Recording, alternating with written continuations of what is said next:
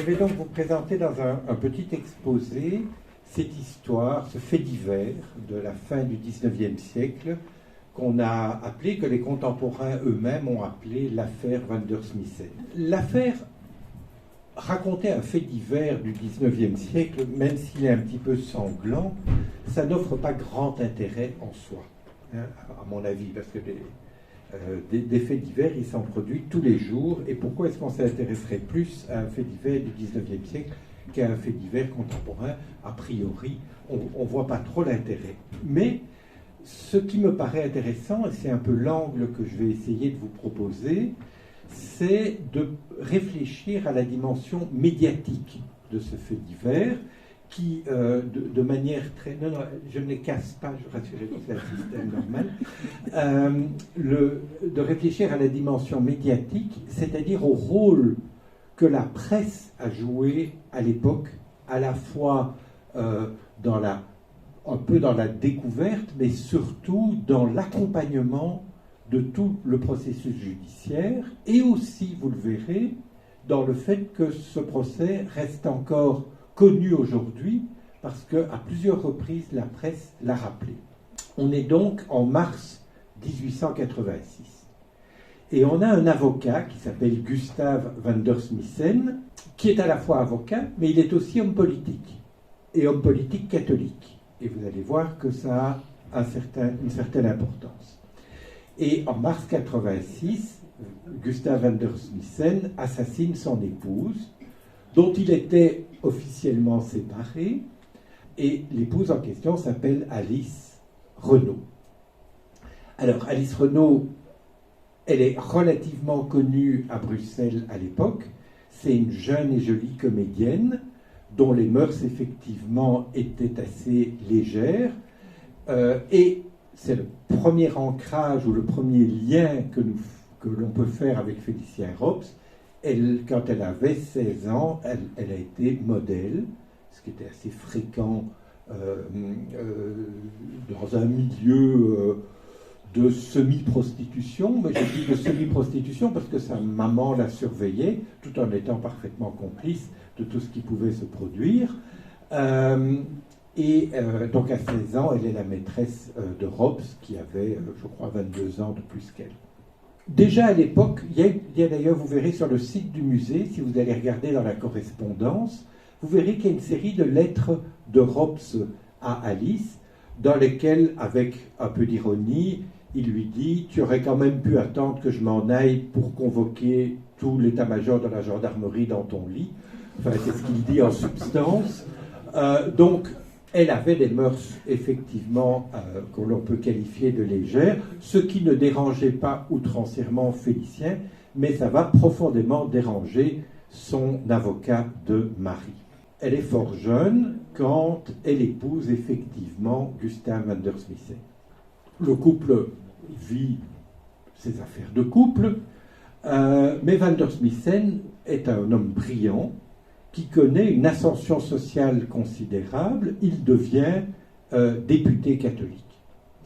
Et député catholique, il est aussi à la recherche d'affaires qui permettent qu'on parle de lui, hein, d'affaires qui ont une portée médiatique. Et un jour, il se balade au palais de justice de Bruxelles, et là, il rencontre un escroc français, mais qui est un dandy, qui s'appelle Duplex de Cardignan. Duplex de Cardignan vient d'une grande famille française, les Cardignan, qui est une famille, alors là, ça ressemble presque à une blague, mais comme on n'est pas loin du musée de Félicien Rops, on peut la dire, c'est une famille originaire de Condom en France, et vous savez, vous connaissez le nom de la rivière qui passe à Condom, mais évidemment, il faut savoir si on prononce le circonflexe ou non, c'est la Baise ou la Baïse. Donc, c'était bien parti. Duplex de Cardigan, originaire de Condom-sur-Baïse. C'est un grigou. Hein. C'est un héritier de bonne famille ruiné, qui essaye de faire des affaires, qui roule les gens, qui est un sinistre personnage, en fait.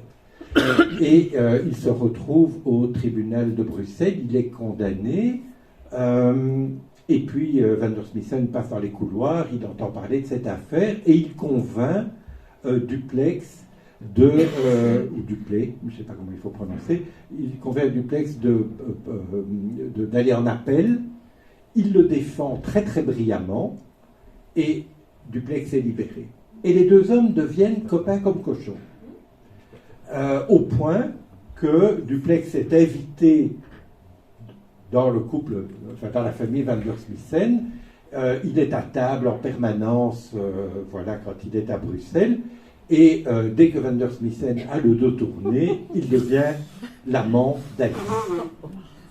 Alors ça se passe comme ça pendant quelque temps, mais Duplex, qui n'a pas l'intention de se ranger, garde une maîtresse française, parce que, voilà, pour ne pas mettre tous ses œufs dans le même panier. Et Alice trouve que c'est tout à fait de mauvais goût. Donc elle est très fâchée, elle est très jalouse, et elle va dénoncer son amant auprès de son mari. En disant, regardez, voilà tout ce qu'il fait.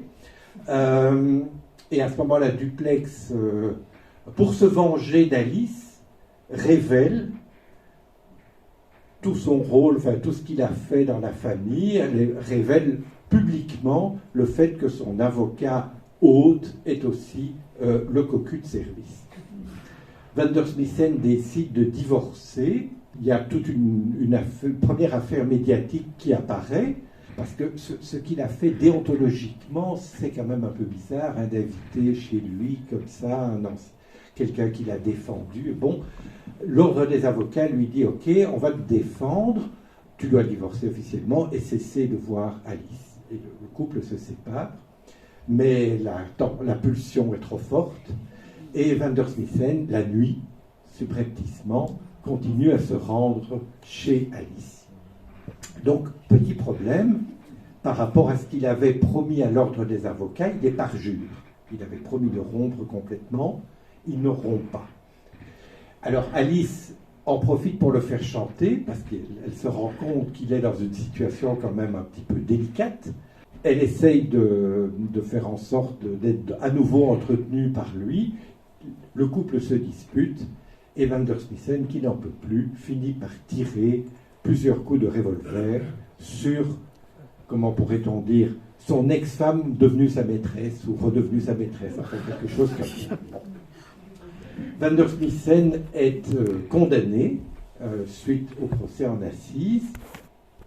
Mais ce qui est intéressant, c'est qu'en appel, il prend un excellent avocat montois, et cet avocat va défendre Van der Smissen en disant au fond, le pauvre homme, il a été manipulé par une ignoble femme. Tout est de la faute de la femme, on verra que ce sera un peu ma conclusion. L'avocat distribue aux jurés une petite brochure dans laquelle figurent les lettres que Alice Renaud a envoyées à Van der Smissen et qui sont, on le verra tout à la fin, en réalité des copies, des faux, inspirés par les lettres que Rops lui avait envoyées à elle.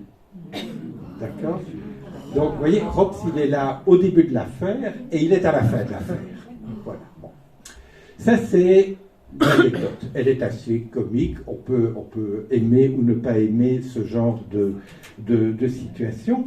Mais moi, ce qui m'a intéressé dans l'affaire, c'est que l'affaire n'existerait pas s'il n'y avait pas eu toute une dimension médiatique et suivie par une dimension de récit qui fait que l'affaire est arrivée jusqu'à nous et qu'elle continue à nous intéresser. Et c'est là-dessus que je voudrais insister. Donc, dès le moment où Van der Smissen est dénoncé par Duplex et que son rôle à la fois de mari trompé, d'avocat ne pouvant plus s'exprimer publiquement suite aux décisions du Conseil de l'ordre et de cette espèce de cocu notoire, tout ça devient un sujet médiatique. Dès ce moment-là, paraissent à Bruxelles des micro-journaux qui sont des journaux d'occasion, une feuille, deux feuilles. Un certain nombre ont été conservés, beaucoup ne le sont pas ou plus. c'est des feuilles sur papier jaune imprimées très vite, et c'est au fond ce qui correspondrait aujourd'hui à des attaques sur Facebook ou sur les réseaux sociaux. Hein. C'est-à-dire des feuilles publiées à l'occasion d'un événement. Ça va se vendre, ça se vend pas cher, mais on en vend beaucoup. Et donc, c'est là aussi des gens plus ou moins intéressés qui font circuler des images qui vont peser sur l'image publique de Vandersmissen. Le mot qui circule le plus, l'image qui circule le plus, c'est celle du lapin. Pourquoi? Parce que chaud lapin. Mais le problème, c'est que ce lapin, il est cocu et il ne peut pas parler publiquement. Il est donc muet comme une carpe. Et donc, on en fait le lapin poisson.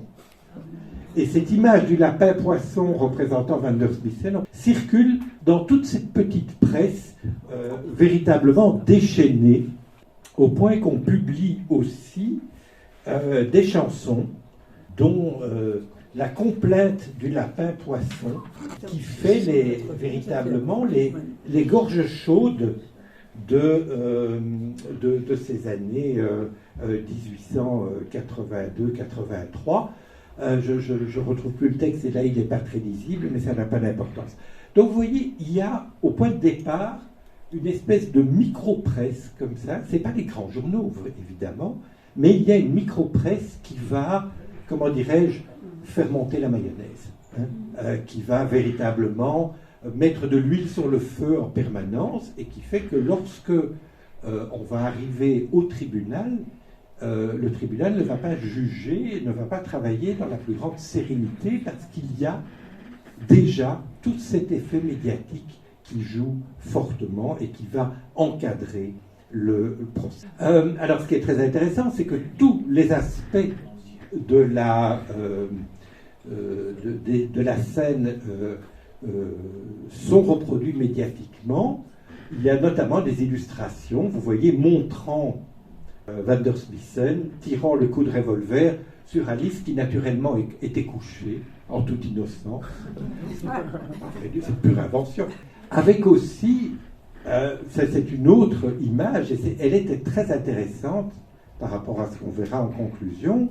C'est là, vous voyez, une véritable mise en scène de la pauvre Alice morte avec son enfant qu'on vient lui porter. Et ça, c'est tout, puisque ce sont des images à charge de Vandersmissen. Là, c'est la gentille Alice. Vous voyez, il y a même un crucifix au-dessus d'elle.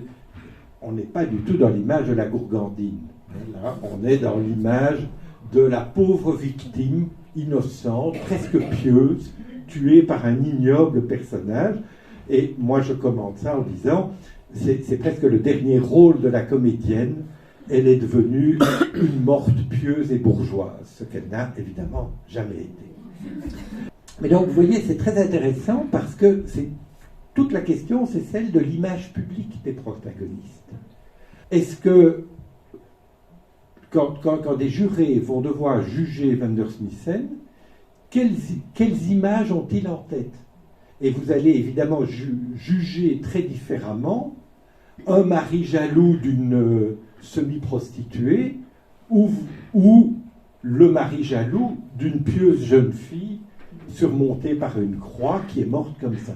Hein, votre jugement va être totalement différent. Donc, ces images jouent dans l'imaginaire collectif qui va produire des effets judiciaires. Non seulement cette affaire permet d'interroger la dimension de cette micro-presse, peu connue d'ailleurs, de l'événement, mais elle va aussi engager des textes de la part de la presse, de la grande presse et de la presse judiciaire en particulier.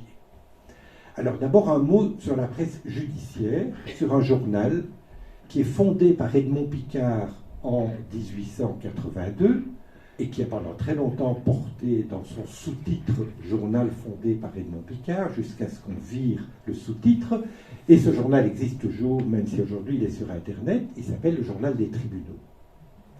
C'est le premier journal exclusivement consacré à suivre la vie des lois et la vie des tribunaux en Belgique. Il y avait en France, depuis le début du XIXe siècle, une presse spécialisée dans le monde des procès, qui est une presse extraordinaire pour l'historien, parce que dès que vous avez quelqu'un qui a été jugé en France, vous avez plein de sources, vous avez les plaidoiries des avocats, vous avez plein d'éléments extrêmement intéressants sur la vie judiciaire. En Belgique, ça n'existait pas. Le premier qui le fait, c'est Edmond Picard. Et il le fait en fondant ce journal des tribunaux.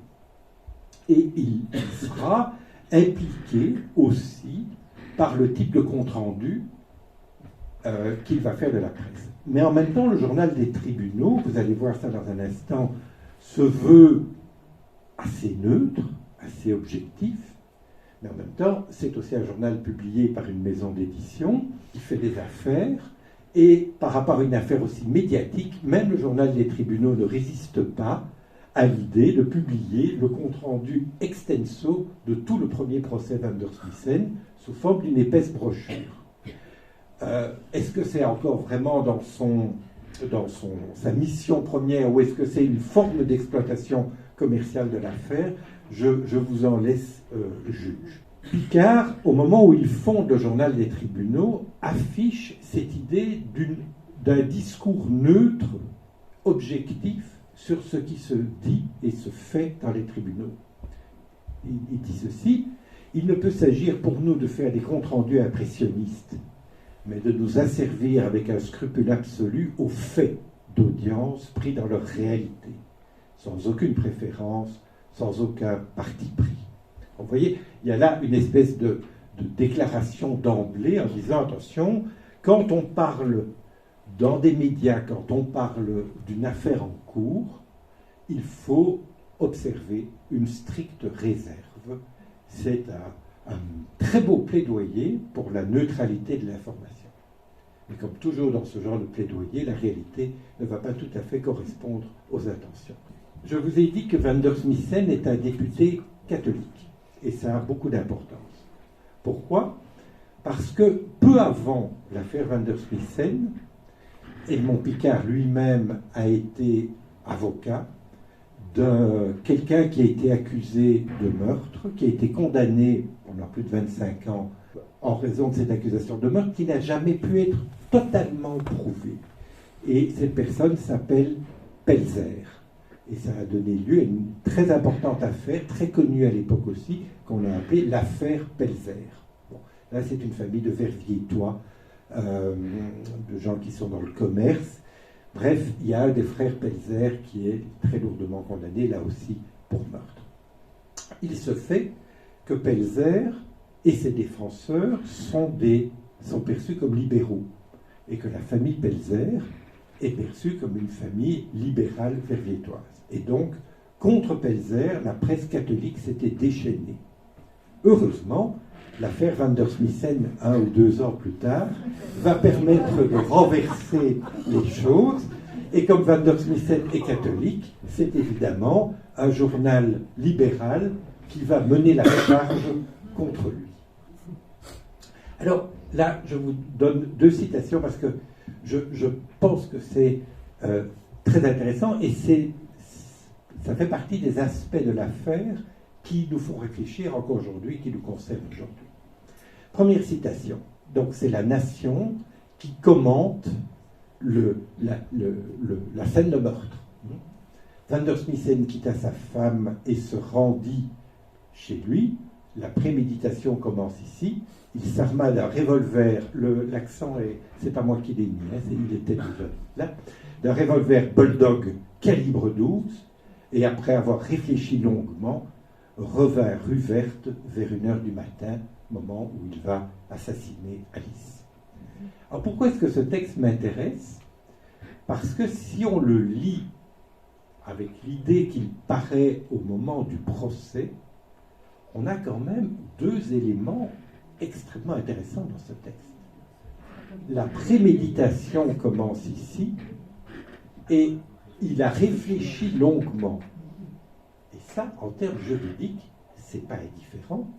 C'est toute la différence qu'il y a entre un meurtre commis sous la forme d'une irrésistible impulsion, comme on le dit, ou d'un meurtre avec préméditation. Autrement dit, là, la nation, elle n'est pas du tout en train de rendre compte d'un événement, elle est en train de mener un acte d'accusation. Vous voyez ? Et c'est là où les choses deviennent intéressantes, c'est de voir que la presse, elle n'a aucune neutralité dans cette affaire. Elle est vraiment un des acteurs du procès qui est en train de se produire. Alice a été très gravement blessée, elle est morte un petit peu après, et entre-temps, elle reçoit l'intéressante malade. Vous vous rendez compte, c'est un peu ironique, hein, reçoit durant la journée des témoignages de sympathie venus de toutes parts. Le salon attenant à sa chambre à coucher est un véritable parterre de fleurs. Au moment où nous en sortons, on apporte encore un splendide bouquet de roses. Intéressant, n'oubliez pas qu'elle est comédienne. N'oubliez pas qu'elle est comédienne. Et cette intéressante malade qui reçoit, elle est exactement comme une comédienne à succès qui reçoit des admirateurs. Parce que Alice n'a pas un réseau social, un nombre d'amis particulièrement connus à Bruxelles. C'est des curieux, c'est des admirateurs de l'événement. Donc là aussi, une manière de décrire les choses où on n'est pas du tout dans la neutralité, on est dans des formes de prise de parti. Toute cette description-là du monde d'Alice dans la presse, on peut comprendre, c'est de la presse libérale, c'est donc une presse engagée, on est dans la vengeance par rapport à l'affaire Pelzer, il y a une certaine logique. Mais revenons au journal des tribunaux, dont je vous ai dit tout à l'heure à quel point son directeur souhaitait qu'il restât neutre et objectif. Alors voilà 2 phrases du journal des tribunaux. Autour de tout cela s'élève comme un nimbe de pacotille, pour quelques-uns d'entre nous, une réclame de plus en plus criante, faite d'on ne sait quelles attaches avec le reportage. On a signalé l'empressement et l'encombrement de la foule, ces rumeurs avant le commencement de de l'affaire, ces colibets, ces piétinements, comme s'il se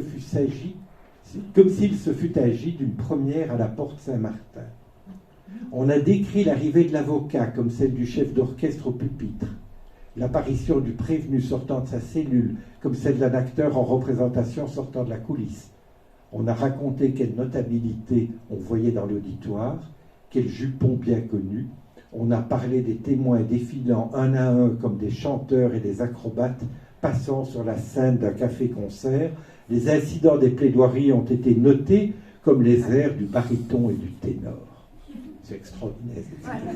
C'est extraordinaire. N'oubliez pas que Edmond Picard est aussi un des principaux wagnériens belges qui passe sa vie à l'opéra chaque soir, et que donc le journal des tribunaux, journal qui veut traduire objectivement la réalité, le décrit comme une pièce. Mais l'héroïne morte était comédienne.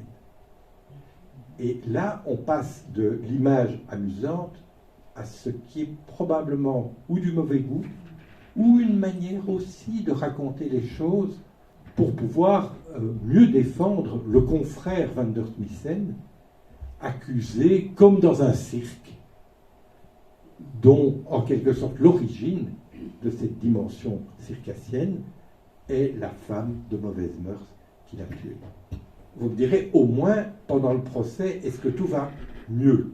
C'est-à-dire, est-ce que les plaidoiries, est-ce qu'il y a une certaine forme, est-ce qu'au fond on peut dire que le procès se déroule dans de bonnes conditions? Alors là, je me suis amusé, je peux le dire, à vous proposer 3 petits extraits. Parce que là, c'est la rhétorique qui m'intéresse. Voilà d'abord le juge d'instruction. Alors, vous savez qu'en Belgique, la théorie, c'est rarement respecté, mais la théorie veut que le juge d'instruction décrive l'affaire à charge et à décharge. Il doit donc conserver une certaine forme d'objectivité. Et pendant 2 mois, ce pacte de duplicité fut fidèlement exécuté. Van der Smissen, la nuit, se glissait furtivement dans la chambre de cette femme que devant ses juges, devant le conseil de son ordre, devant sa famille, il l'accusait de l'avoir déshonoré. Vous voyez, si c'est une rhétorique de l'objectivité, j'ai quand même un peu du mal à le croire. Mais en même temps, stylistiquement, pour moi, c'est quasiment le style journalistique de La Nation qu'on a vu il y a un instant. C'est très curieux de voir ce que j'appellerais l'effet de contamination du discours juridique par le discours médiatique. Alors, le ministère public, c'est l'accusation. L'accusation, là, on est dans un registre tout rhétorique de questions. C'est extraordinaire aussi. Cet homicide a-t-il été prémédité? Vous vous souvenez, on a déjà parlé de préméditation. Cet homicide a-t-il été prémédité? A-t-il tué? Regardez ses mains. Elles sont teintes de sang. Vous pensez bien que depuis le meurtre, il s'est lavé, le pauvre Marguerite. A-t-il agi volontairement? A-t-il tué, sachant qu'il voulait tuer? Ah, je suis prêt à toutes les concessions, je le sens. La passion a joué un grand rôle dans ce drame de larmes et de sang. Mais depuis quand donc la passion sera-t-elle une excuse pour les criminels? Là, on est dans un registre qui est le discours de la chair, mais aussi, je pense, dans une rhétorique qui est celle du roman feuilleton. Hein, cette manière de passer à la ligne, ces interrogations purement rhétoriques et purement formelles, on est chez Eugène Sue, on est dans les mystères de Bruxelles, si vous voulez. Hein, il me semble que de la part d'un ministère public, l'appel aux jurés est un appel aux passions des jurés. Parce que ce n'est pas un appel à la raison, c'est un appel aux passions. L'avocat de la défense, c'est Jules Lejeune, qui deviendra ministre de la Justice un peu plus tard. Et lui, il a parlé très très longuement. Alors je vous ai juste gardé 4 lignes. La victime réclame la pitié pour son mari. Je vous demande d'écouter cette voix d'outre-tombe et d'accorder au malheureux qui est ici la pitié. Votre raison et votre cœur vous dicteront ce verdict dans lequel j'ai confiance. Alors, c'est, je trouve, assez intéressant de regarder comment on parle au tribunal. Et il me semble, et moi c'est ce qui m'a frappé, on parle au tribunal exactement comme on parle dans la presse. Il n'y a pas vraiment de différence. Et cette médiatisation de la justice me paraît vraiment une des choses troublantes de cette affaire. Toute cette histoire nous est connue par la presse évidemment de l'époque, mais par le fait que le récit a été conservé à nos mémoires.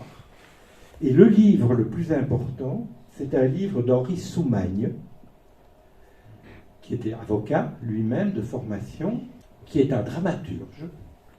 Il a écrit des pièces de théâtre dans l'entre-deux-guerres, et il écrit, pendant la Deuxième Guerre mondiale, un petit peu pour s'occuper, Chienne d'enfer.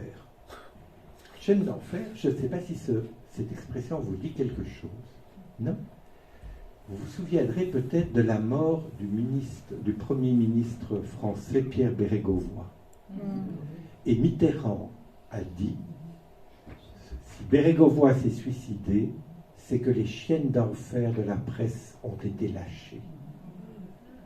L'expression chienne d'enfer, et Mitterrand, qui était un homme extrêmement cultivé, qui ne connaissait pas du tout Henri Soumagne, mais c'est une expression qui pour lui disait quelque chose. Il était aussi avocat d'ailleurs, hein, au départ. Donc, chiennes d'enfer, ce sont les chiennes de la presse. Et le livre de Soumagne est, ancien avocat, qui connaissait bien Picard, la dernière plaidoirie, mais qui change en quelque sorte l'affaire Van der Smissen d'angle, en disant ce n'est pas seulement une affaire de meurtre et de faits divers, c'est une affaire médiatique. En quoi il avait parfaitement raison de ce point de vue-là. En même temps, quand on lit bien Soumagne, c'est aussi un dramaturge et c'est quelqu'un qui va ajouter des effets aux effets. Il faut bien garder son lecteur hein, jusqu'à la fin. Alors voilà la scène à laquelle évidemment personne n'a assisté, la scène du meurtre. je la trouve assez croquignolesque. Elle vit qu'il avait un revolver dans la main et qu'il l'armait. « Alice, tu vas mourir, répétait-il. Mourir. » D'un geste brusque, elle dénoua le ruban de sa chemise de nuit, puis serra le bras contre le torse pour permettre la chute de l'épaulière. Oh. Ses seins jaillirent de l'étoffe. « Mourir, dit-elle. Est-ce que cela meurt, cela ?» dit-elle en montrant ses seins. Et ses deux mains nerveuses pétrissaient dans une caresse insensée sa poitrine, ses seins blancs et ronds que la maternité n'avait pas déformés. Comment on raconte l'histoire? Mais vous voyez aussi pourquoi l'histoire est conservée, parce que c'est une espèce de réceptacle fantasmatique sur le meurtre, le sang, l'érotisme, enfin, tout y est, c'est très robsien. Toute cette affaire, en 1988, le Soir la reprend. Et le Soir se met à reprendre intégralement le bouquin de Soumagne, et des journalistes recommencent une enquête pour savoir ce que la fille d'Alice Renaud est devenue et ce que les descendants de Van der Smissen sont devenus. Et ça permet au Soir d'avoir un feuilleton de l'été qui a beaucoup de succès, qui engendre des lettres de lecteurs, etc. Donc vous voyez, on est 100 ans, plus de 100 ans après, l'histoire continue à bourgeonner. Alors j'en ai terminé. J'en ai terminé avec peut-être deux petits bouts de réflexion. Ce qui me paraît au fond intéressant, et peut-être c'est la justification de l'intérêt suscité par ce fait divers assez banal, ce sont les rencontres symboliques qu'il a mis en place. L'avocat et la gourgandine, le journalisme et le barreau, la lettre d'amour, on le verra dans un instant, et le plagiat, le mensonge familial et le viol du serment professionnel, la publication de documents privés, la mise en scène d'un intérieur à l'extérieur. Et donc, c'est un effet de condensation, en quelque sorte, de toutes sortes de choses qui, normalement, n'ont rien à voir ensemble. Et c'est peut-être cette rencontre de choses qui n'ont rien à voir ensemble qui produit une part de l'intérêt suscité par l'affaire. D'autant plus que il s'agit au fond de renversements chaque fois qui concernent l'ordre social. Regardez, le vicomte Duplex, c'est un vicomte, monsieur Duplex, qui vient d'une grande famille aristocratique, il finit en voyou. La jeune Alice, petite semi-prostituée modèle, devient femme de député, et elle ne peut pas tenir son rang. Et l'avocat député tombe au moment où il est au seuil d'une carrière véritablement importante qui aurait probablement dû le conduire à devenir ministre. Donc chaque fois, on a affaire à des extrêmes qui se sont rencontrés et qui normalement n'auraient rien dû avoir fait, ça n'aurait pas dû se passer. Voilà. Il y a quelque chose de l'ordre de l'improbable, de la rencontre des extrêmes sociaux. Et il me semble que c'est une des raisons pour lesquelles l'affaire continue à susciter une certaine attention. C'est le premier point. Le deuxième point, c'est le rôle des médias.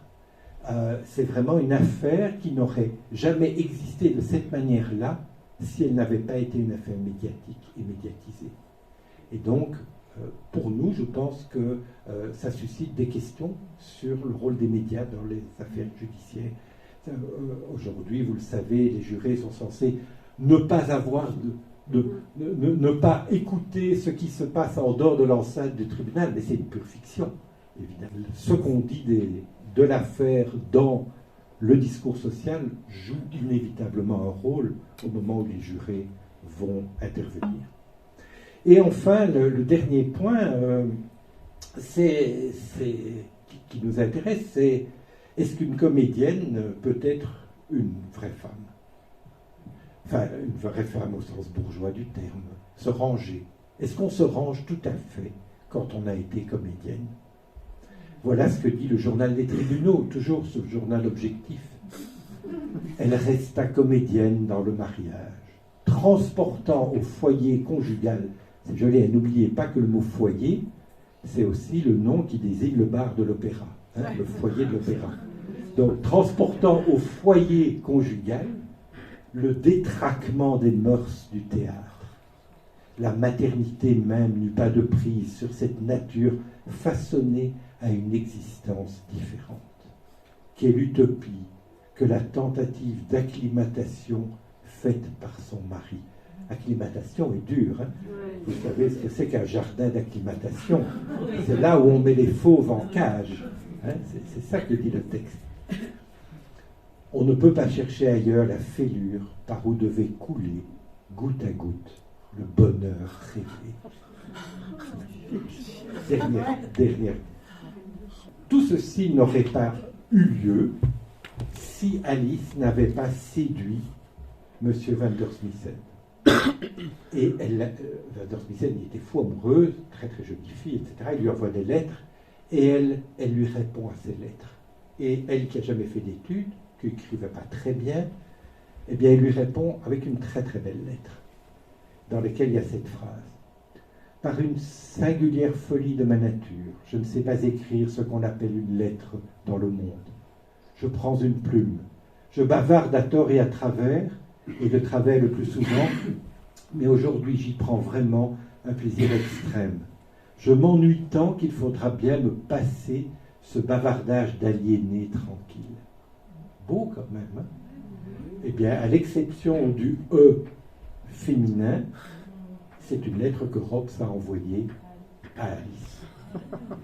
Et donc, si elle n'avait pas recopié une de ces merveilleuses lettres, vous savez que Robs est un des plus beaux épistoliers du XIXe siècle, si elle n'avait pas recopié cette lettre, toute l'affaire n'aurait pas eu lieu. Voilà, je vous remercie.